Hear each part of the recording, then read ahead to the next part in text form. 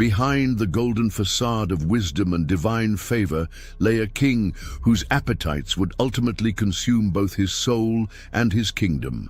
King Solomon, celebrated throughout history as the wisest ruler who ever lived, harbored secrets that ancient scribes dared only whisper about in the shadows of Jerusalem's corridors. The man who built the magnificent temple to honor God would eventually transform his own palace into something far more troubling, a monument to unchecked desire and political manipulation disguised as matrimony. Tonight, we pull back the veil of history to reveal the shocking truth about a ruler whose legacy has been sanitized by centuries of religious tradition, but whose actual behavior represents one of the most systematic examples of sexual exploitation and human trafficking in recorded history. The biblical account itself provides the most damning evidence: 700 wives of royal birth and 300 concubines, 1,000 women. To comprehend the sheer magnitude of this number, consider that modern research suggests the average person can maintain meaningful relationships with no more than 150 individuals. Solomon claimed intimate relationships with nearly 7 times that number, treating human beings as collectible objects in a grotesque parody of matrimony. But these weren't random acquisitions. They represented a calculated system of sexual colonialism that spanned the ancient world and consumed resources on a scale that defies modern comprehension. To understand the true horror of Solomon's excesses, we must first grasp the impossible mathematics of his claimed relationships. If Solomon had spent 1 hour with each of his wives and concubines in rotation, visiting a different woman each day, it would take him nearly 3 years to complete a single cycle. This means that most of these women would see their supposed husband only once every 1,000 days, hardly the intimate relationships that marriage implies. The reality was even worse. Historical records suggest that Solomon had clear favorites among his collection, meaning that hundreds of women might go years without any contact with the man who claimed ownership over their bodies and lives. The logistics alone of maintaining such a vast harem reveal the systematic nature of Solomon's obsessions. Each woman required housing, clothing, food, servants, and security. Ancient Mesopotamian records describe the Jerusalem palace as consuming more resources than entire kingdoms, with caravans arriving daily, carrying silk from China, spices from India, gold from Ophir, and precious stones from distant lands, all to adorn and maintain Solomon's collection of wives and concubines. The economic burden was staggering. Feeding 1,000 women of royal and noble birth, along with their servants and attendants, required the agricultural output of hundreds of villages. Clothing them in the luxury befitting their supposed status demanded the work of thousands of weavers, dyers, and craftsmen. Housing them required constant expansion of the palace complex, with new wings being added throughout Solomon's reign to accommodate his ever-growing acquisition of women. Recent archaeological excavations in Jerusalem have revealed the true scope of Solomon's architectural obsession with his harem. The palace complex eventually covered more than 25 acres, making it one of the largest residential structures in the ancient world. The layout was designed with meticulous attention to control and surveillance, featuring intricate networks of private apartments, secluded gardens, and interconnected chambers that facilitated the king's access to his collection while maintaining strict control over their movements. Each section of the palace was designed with a specific hierarchy in mind. The innermost chambers housed the Egyptian princess and other wives of greatest political importance, while successive rings contained women of lesser status, creating a human geography that reflected Solomon's twisted value system. The architectural evidence tells a disturbing story of systematic dehumanization. Hidden passages allowed Solomon to move between sections unobserved, while strategically placed guard posts monitored every entrance and exit. The palace featured an elaborate network of courtyards, each designed to provide privacy for intimate encounters while preventing escape or unsupervised communication between residents. Windows were positioned to prevent outside observation while allowing internal surveillance, creating what modern psychologists would recognize as a sophisticated system of psychological control and manipulation. The very stones of Jerusalem bear witness to a king who treated human beings as objects in a collection designed for his personal gratification. The scale of human trafficking involved in maintaining Solomon's harem was breathtaking even by ancient standards. His agents operated throughout the known world, from the kingdoms of Nubia in the south to the Hittite territories in the north, from the coastal cities of Phoenicia to the nomadic tribes beyond the Jordan River. These weren't diplomatic marriages in any traditional sense. They were systematic acquisitions that treated women as exotic prizes to be collected and displayed.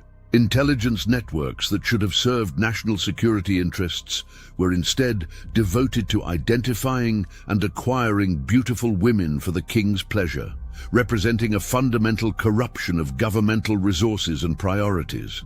The methods used to obtain women for Solomon's harem reveal the systematic nature of his sexual exploitation. Trade agreements with distant kingdoms often included clauses requiring the provision of beautiful young women as part of tribute arrangements, while military campaigns were sometimes conducted specifically to capture attractive women for the king's pleasure. Merchants traveling to Jerusalem were expected to bring reports of beautiful women they had encountered in distant lands, with detailed descriptions that would help Solomon's agents locate and acquire them. The king's representatives would arrive at the homes of targeted families with offers that were impossible to refuse, combinations of threats and bribes that made resistance futile. Contemporary accounts from various ancient civilizations describe the terror that Solomon's reputation inspired in families with beautiful daughters. Parents would go to extraordinary lengths to hide their daughters from Solomon's scouts, sometimes sending them to remote locations or arranging hasty marriages to local men in desperate attempts to protect them from the Hebrew king's insatiable appetite. Some families even resorted to deliberately scarring their daughters or forcing them to adopt disguises that would make them less attractive to the king's agents. The psychological impact of living under the constant threat of having daughters torn away for a foreign king's pleasure created trauma that affected entire generations across the ancient Near East. The transportation of these women to Jerusalem was itself a form of cultural destruction that deserves closer examination. Caravans carrying newly acquired wives and concubines would travel for weeks or months, during which time the women were subjected to a process of psychological conditioning designed to break their connections to their former lives. They were forbidden to speak their native languages, forced to abandon their traditional clothing and religious practices, and given new names that reflected their status as property rather than individuals.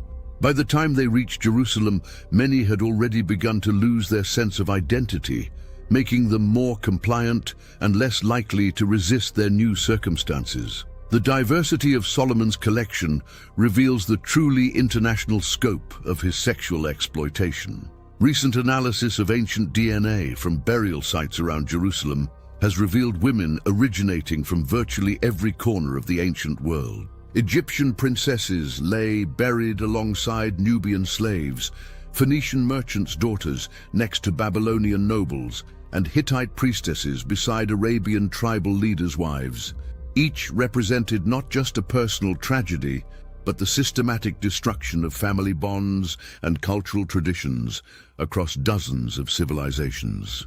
Solomon's harem had become a graveyard of broken dreams and shattered lives, where the daughters of kings and peasants alike were reduced to objects in one man's grotesque collection. The administrative systems required to manage such a vast collection of human beings reveals the bureaucratic horror that underlays Solomon's excesses. Ancient tablets found in palace archives contain detailed records about each woman, her origin, her family connections, her political value, her physical characteristics, her sexual preferences, her reproductive history, her health status, and her current position within the harem hierarchy. These records treated human beings like inventory in a warehouse, reducing complex individuals to lists of attributes and capabilities that served the king's various needs and desires. The clerks who maintained these records had essentially become accountants of human misery, tracking the systematic degradation of 1,000 lives with the same attention to detail that might be given to managing livestock. The daily routine within the harem reveals the dehumanizing nature of Solomon's system in excruciating detail. Ancient records describe elaborate rituals of preparation and presentation that consumed the entire existence of harem residents. Women would wake before dawn to begin hours of bathing, perfuming, hairstyling, and makeup application, all in preparation for the possibility of being selected for the king's attention. Those chosen would be brought to Solomon's chambers for brief encounters that were entirely focused on his pleasure, with no consideration for their own needs or desires. Those not chosen would return to their chambers to await another opportunity, their entire existence reduced to the hope of momentary notice from their captor. The psychological warfare employed within Solomon's harem was sophisticated and brutal, designed to prevent unity among the captive women while maintaining their dependence on the king's favor. The palace's design facilitated this manipulation, with apartments positioned to encourage jealousy and prevent meaningful relationships between residents.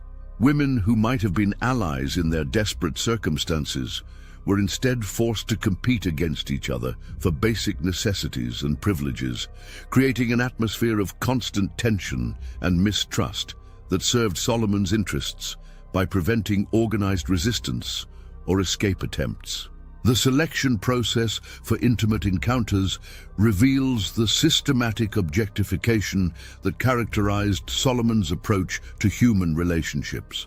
The king maintained detailed preferences about physical appearance, sexual skills, and emotional responsiveness, with women being evaluated and categorized based on their ability to satisfy his various desires. Those who pleased him might receive better quarters, finer clothing, or additional privileges, while those who disappointed him could find themselves relegated to increasingly marginal positions within the harem hierarchy.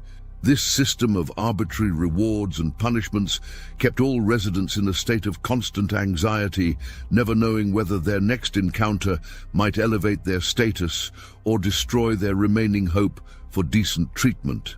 The breeding practices within Solomon's harem reveal another disturbing aspect of his systematic approach to human exploitation. The king deliberately controlled reproduction among his wives and concubines, selecting certain women for childbearing based on their political connections, physical attractiveness, or perceived genetic advantages, while preventing others from having children entirely. Women chosen for breeding were subjected to medical examinations, dietary restrictions, and exercise regimens designed to optimize their fertility, while those deemed unsuitable for reproduction were given substances to prevent pregnancy. This eugenic approach to human reproduction treated women as breeding stock rather than individuals, with their value determined entirely by their ability to produce offspring who might serve Solomon's political or personal interests. The children born within this system faced their own unique traumas that would affect them throughout their lives.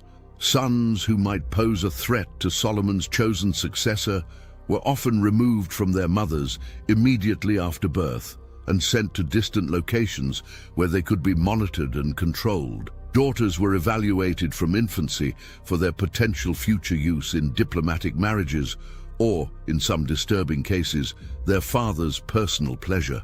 The psychological impact of growing up in such an environment, surrounded by hundreds of women competing for attention while living under constant surveillance and control, created a generation of deeply damaged individuals who carried the trauma of Solomon's excesses into their own adult lives. The medical consequences of Solomon's sexual practices were severe and well documented in ancient medical texts that have only recently been translated and understood. The constant sexual activity required to maintain relationships with 1,000 women took a devastating toll on Solomon's physical health, causing chronic fatigue, depression, and various ailments related to sexual excess. Ancient physicians' records describe treating the king for conditions that modern medicine would likely diagnose as sexual addiction, along with the physical complications that resulted from his compulsive behavior. The irony that the wisest man in history was destroying himself through his inability to control his basest appetites was not lost on contemporary observers, who began to question whether divine wisdom was compatible with such obvious moral corruption.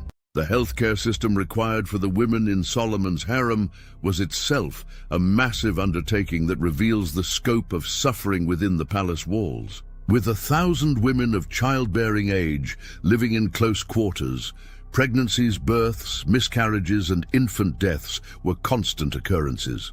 Ancient records describe a staff of dozens of physicians, midwives, and healers dedicated solely to maintaining the physical health of the harem, while separate facilities were maintained for women suffering from mental illness or physical disabilities that made them less valuable to the king.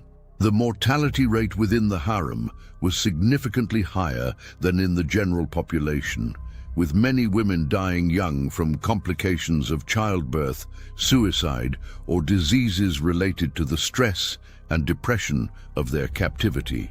The mental health crisis within Solomon's harem was perhaps even more devastating than the physical suffering. Modern psychological analysis of ancient accounts suggests that many harem residents suffered from what would now be recognized as severe depression, anxiety disorders, and post-traumatic stress syndrome. The combination of cultural displacement, social isolation, sexual exploitation, and constant fear created psychological damage that often proved irreversible. Some women retreated into catatonic states, unable to function in their nightmare reality, while others developed elaborate fantasy worlds that allowed them to mentally escape their circumstances. The palace included special quarters for women who had suffered complete mental breakdowns, where they were kept alive but essentially forgotten until death provided their only release from suffering. The economic impact of Solomon's sexual excesses extended far beyond the direct costs of maintaining his harem, creating distortions throughout the ancient world economy that affected millions of people. The constant demand for luxury goods to satisfy his wives created inflation throughout the ancient Near East, as merchants competed to supply the Jerusalem court with increasingly exotic and expensive items. Traditional trade routes were disrupted as resources were redirected to serve the palace's insatiable appetite for novelty and luxury. Entire industries developed to serve Solomon's needs, from silk production in distant China to pearl diving in the Persian Gulf, all driven by one man's sexual obsessions rather than legitimate economic demand. The agricultural burden of feeding and housing 1,000 women of royal status, along with their servants and attendants, required the conscripted output of hundreds of villages throughout Hebrew territory. Farmers found themselves forced to provide increasingly large portions of their harvest to support the palace, while their own families went hungry during years of poor crops. The system of taxation and tribute that developed to support Solomon's excesses created widespread poverty and resentment among his own subjects, who began to see their king not as a wise ruler bringing prosperity to the nation, but as a tyrant who valued his personal pleasure above their basic survival needs. The international implications of Solomon's harem system were equally far-reaching and destructive, creating new forms of diplomatic tension and military conflict throughout the region.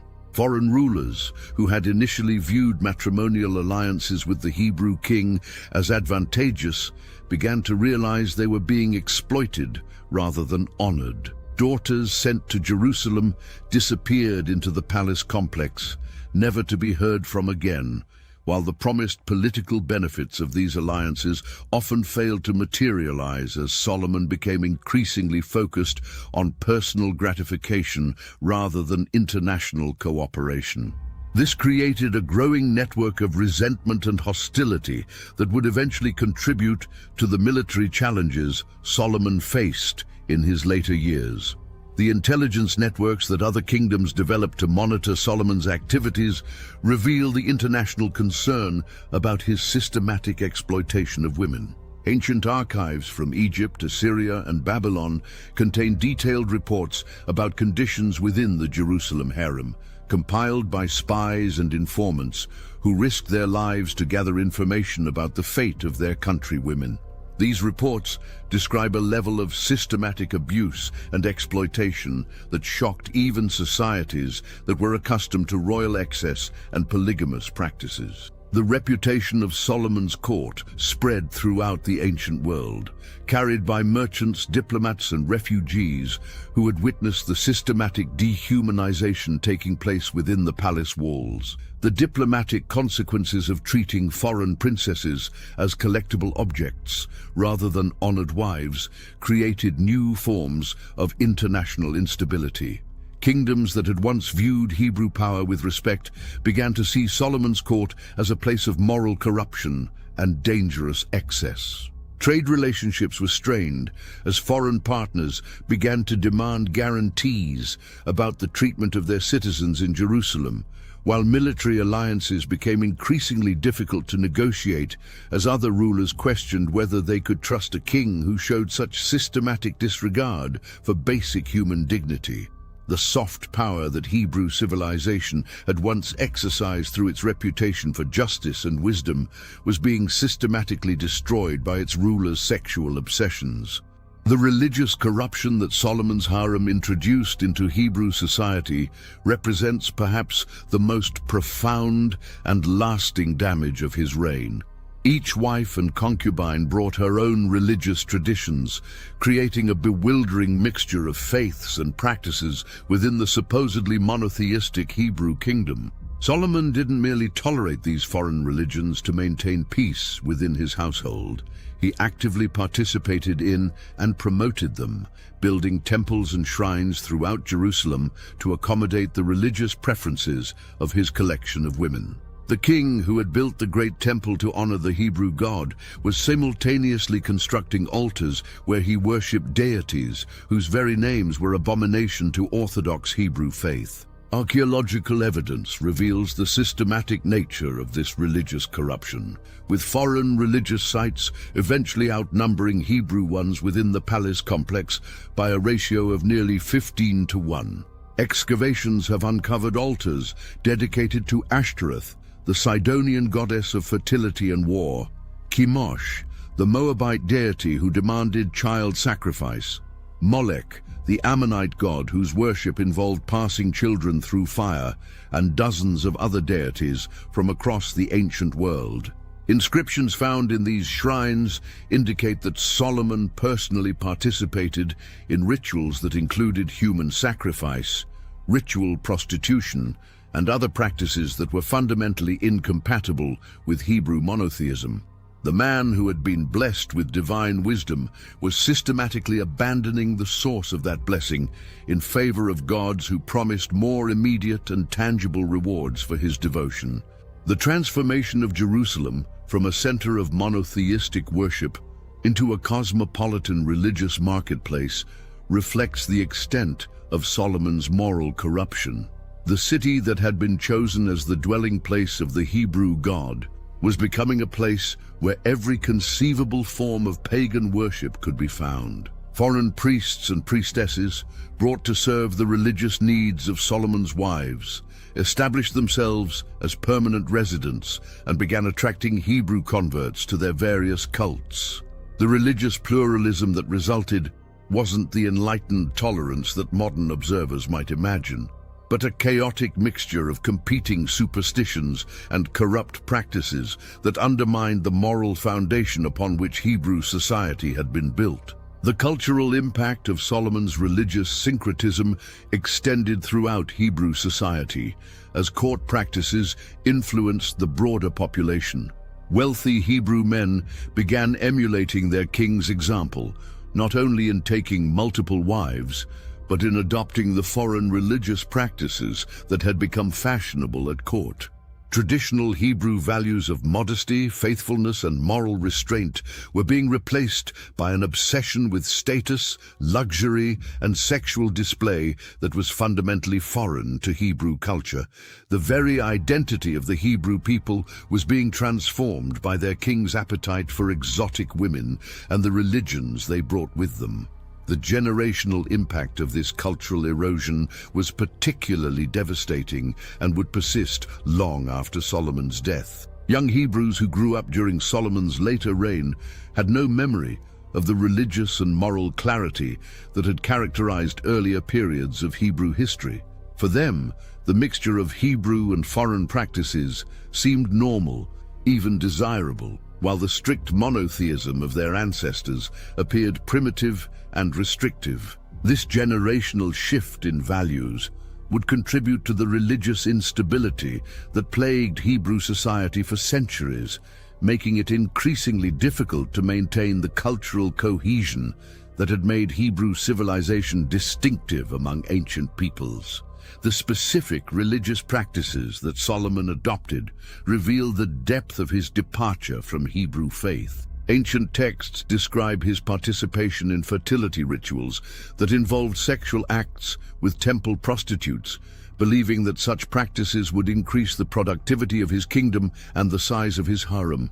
He consulted foreign oracles and soothsayers who promised to help him identify the most sexually desirable women throughout the ancient world, abandoning the Hebrew practice of seeking divine guidance through prophets and priests.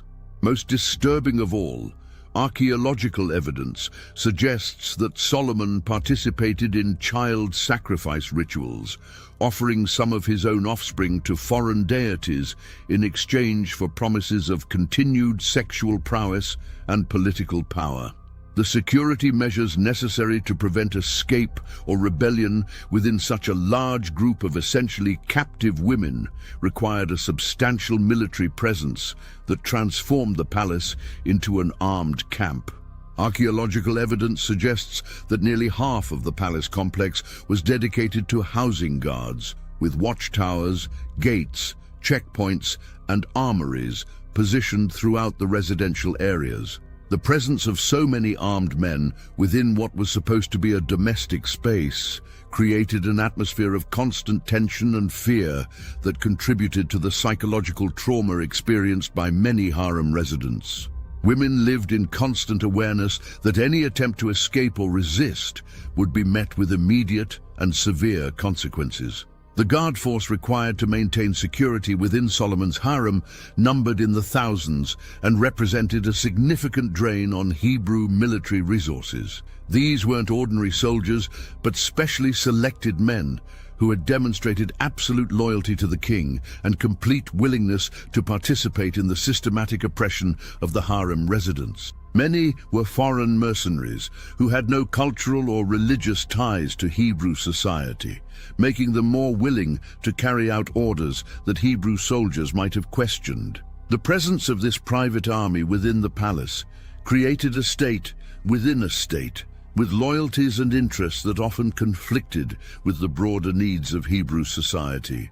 The intelligence network required to monitor the activities and loyalties of 1,000 women from dozens of different cultures and political backgrounds was itself a massive undertaking that consumed enormous resources. Solomon employed spies and informants among the harem residents, creating an atmosphere of suspicion and mistrust that prevented the formation of alliances or resistance movements. Women were encouraged to report on each other's activities, with rewards offered for information about escape attempts, political conspiracies, or religious activities that might threaten Hebrew interests.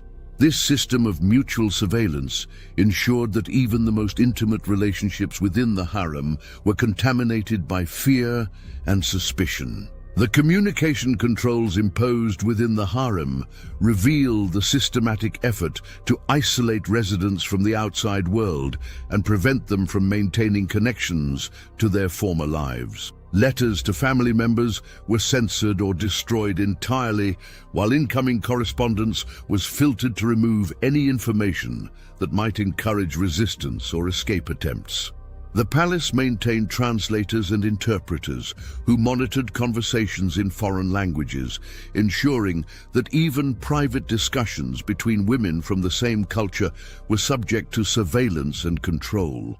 This linguistic isolation was particularly cruel for women who shared no common language with their fellow prisoners, leaving them completely alone in their suffering. The legal framework that governed life within Solomon's harem reveals the systematic denial of basic human rights that characterized his system.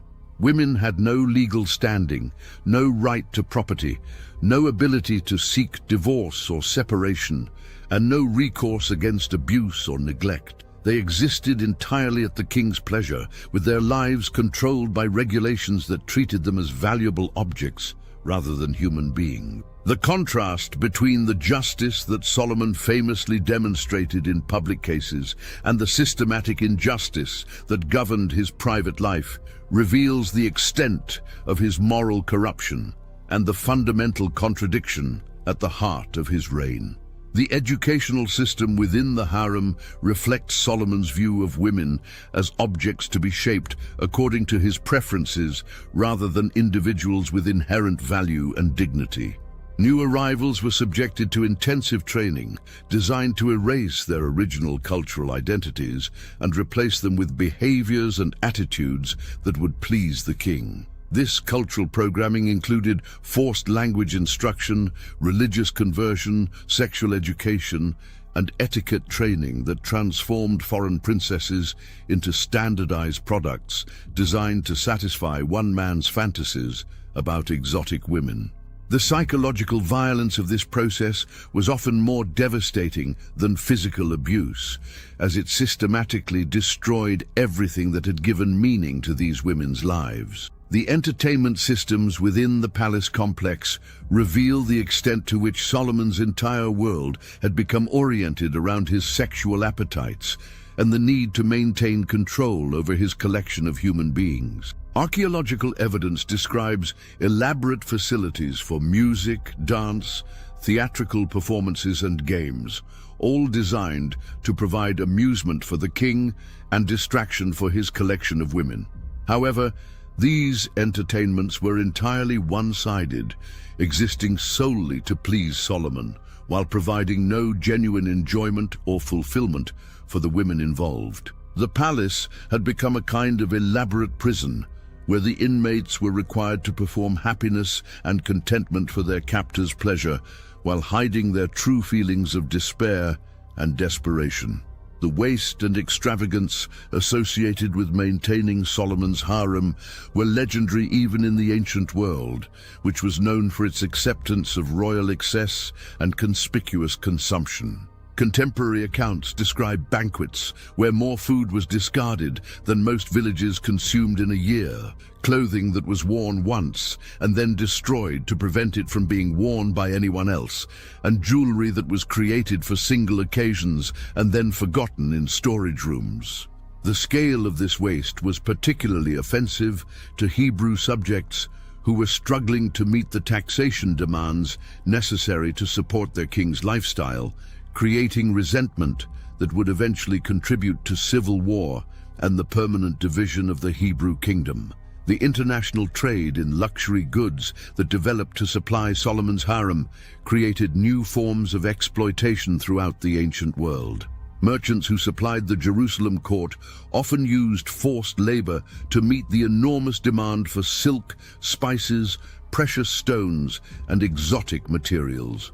The economic incentives created by one man's sexual appetites contributed to the expansion of slavery and human trafficking throughout the ancient Near East, as suppliers competed to provide increasingly rare and expensive items for the royal harem. Entire populations were enslaved to mine precious stones or harvest rare spices that would end up decorating women who were themselves essentially slaves in a royal prison.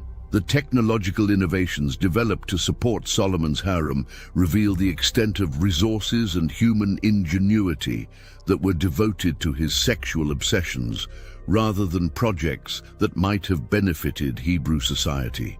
Engineers designed sophisticated ventilation systems to provide comfort for residents in the palace's inner chambers, while architects developed new construction techniques to create the private spaces and secret passages that facilitated the king's movements between different sections of his collection.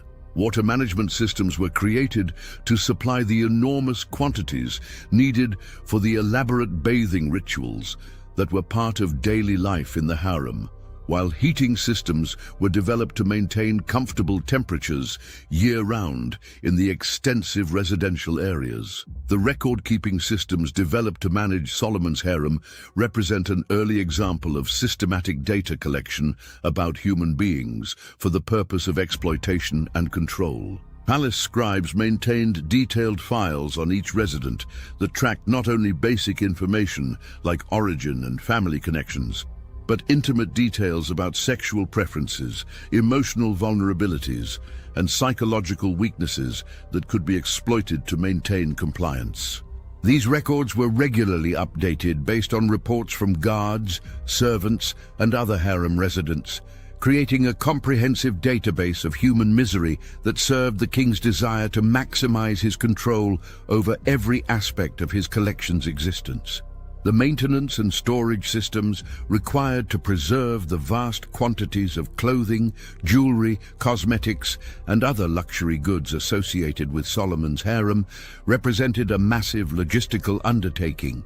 Ancient inventories describe warehouses filled with thousands of gowns, tens of thousands of pieces of jewelry, and countless containers of perfumes and cosmetics from every corner of the ancient world. The management of these materials required an army of servants and specialists who spent their entire careers maintaining the material props needed for Solomon's elaborate fantasy of sexual abundance. The resources devoted to these storage and maintenance systems could have funded public works projects that would have improved life for thousands of Hebrew citizens. As Solomon's reign progressed into its final decades, the contradictions and tensions created by his harem system began to generate increasingly serious challenges to his authority and the stability of his kingdom. The enormous economic burden of maintaining 1,000 women in royal luxury was bankrupting the Hebrew treasury, forcing the implementation of increasingly oppressive taxation policies that created widespread resentment among the population. The king, who had once brought prosperity to his people through wise trade policies, was now bleeding the kingdom dry to satisfy his personal obsessions, creating economic hardship that affected every level of Hebrew society. The international alliance system that Solomon had built through his matrimonial connections was beginning to crumble as foreign rulers realized they were being exploited rather than honored.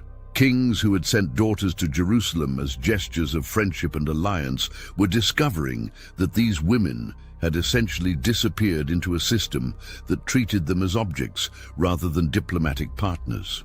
The trust and respect that Hebrew civilization had once enjoyed throughout the ancient world was being systematically destroyed by Solomon's treatment of foreign women, creating new enemies and eliminating old allies at an alarming rate. The religious corruption that had been introduced through Solomon's harem was beginning to affect not just the royal court, but Hebrew society as a whole.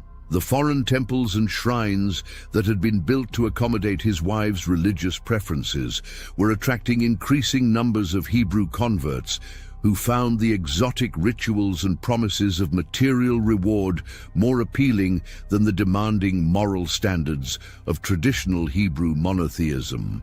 The religious foundation upon which Hebrew civilization had been built was being systematically undermined by practices that Orthodox Hebrew leaders considered abominable but lacked the political power to eliminate. The physical and mental health consequences of maintaining sexual relationships with 1,000 women had taken a devastating toll on Solomon himself by his final years. Contemporary accounts describe a king who had become increasingly erratic, paranoid, and unable to focus on the basic tasks of governance. His obsession with acquiring and maintaining his collection of women had consumed so much of his attention and energy that he had lost touch with the needs and concerns of his people, becoming isolated within his palace complex while his kingdom slowly deteriorated around him. The wise ruler, who had once been capable of making decisions that benefited millions of people, had become a slave to appetites that served no one but himself. The succession crisis that developed as Solomon aged reveals another devastating consequence of his harem system. With hundreds of potential heirs from dozens of different mothers, each with their own political connections and religious loyalties, the question of legitimate succession became impossibly complex. The system that was supposed to strengthen Hebrew power through international alliances had instead created a chaotic mixture of competing interests that made stable governance extremely difficult. Foreign mothers actively worked to promote their own sons' claims to the throne, often in collaboration with their countries of origin, creating the potential for foreign interference in Hebrew domestic affairs. The palace culture that had developed around Solomon's harem had become so corrupt and isolated from normal Hebrew society that it was essentially functioning as a separate kingdom with its own laws, customs, and loyalties. The thousands of people employed to maintain the harem system, guards, servants, administrators, physicians, and entertainers, had become dependent on the continuation of Solomon's excesses for their livelihoods, creating a powerful interest group that would resist any attempts at reform. The corruption had become so institutionalized that it would persist long after Solomon's death, influencing Hebrew politics and culture for generations to come.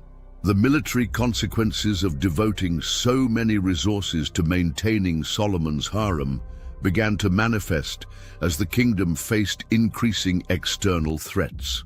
The guards required to maintain security within the palace complex represented a significant portion of Hebrew military strength that was unavailable for national defense, while the economic burden of supporting the harem system left insufficient resources for maintaining proper military equipment and fortifications. Neighboring kingdoms that had once feared Hebrew military power began to recognize that Solomon's obsessions had created vulnerabilities that could be exploited through military pressure or economic warfare. The social impact of Solomon's example on Hebrew society was becoming increasingly apparent as wealthy men throughout the kingdom began emulating their king's practices on a smaller scale. Polygamy became more common among the Hebrew elite, while the treatment of women as objects to be acquired and collected spread throughout the upper levels of society. The moral standards that had once distinguished Hebrew civilization from their neighbors were being systematically abandoned in favor of practices that prioritized male sexual gratification over family stability and social cohesion. The environmental consequences of Solomon's excesses were also beginning to manifest in ways that affected the entire region. The constant demand for exotic materials to decorate and maintain his harem had led to the over-exploitation of natural resources throughout the ancient Near East. Forests were being cleared to provide wood for construction and fuel for the massive palace complex, while mines were being worked to exhaustion to provide the precious metals and stones demanded by Solomon's collection. The environmental degradation caused by one man's sexual appetites was creating shortages and conflicts that would persist long after his death. The documentation that survives from Solomon's final years reveals a ruler who had become increasingly detached from reality, surrounded by advisors who were afraid to tell him the truth about the consequences of his policies. The palace had become an echo chamber where Solomon's worst impulses were reinforced rather than challenged, while accurate information about conditions outside the palace walls was filtered or suppressed to avoid disturbing the king's fantasies. The wise ruler, who had once been capable of seeing through deception and making sound judgments, had become the victim of his own systematic self-deception and willful ignorance about the costs of his behavior. Solomon's death marked the end of an era, but the damage he had inflicted on Hebrew society would persist for centuries. His son Rehoboam inherited not only a kingdom, but a system of government that had been fundamentally corrupted by his father's excesses. The new king faced immediate rebellion from subjects who had grown weary of supporting a royal lifestyle that seemed to serve no purpose beyond satisfying one man's appetites. The economic burden, cultural corruption, and international resentment created by Solomon's harem system would contribute to challenges that would ultimately destroy the unified Hebrew kingdom and scatter its people throughout the ancient world. The archaeological evidence from Jerusalem following Solomon's death reveals a city in decline, with many sections of the palace complex abandoned or converted to other uses as the Hebrew monarchy struggled to afford the maintenance costs of their predecessors' excesses. The foreign temples and shrines that Solomon had built continued to operate, serving as centers for religious practices that Orthodox Hebrew leaders found abhorrent but lacked the political power to eliminate.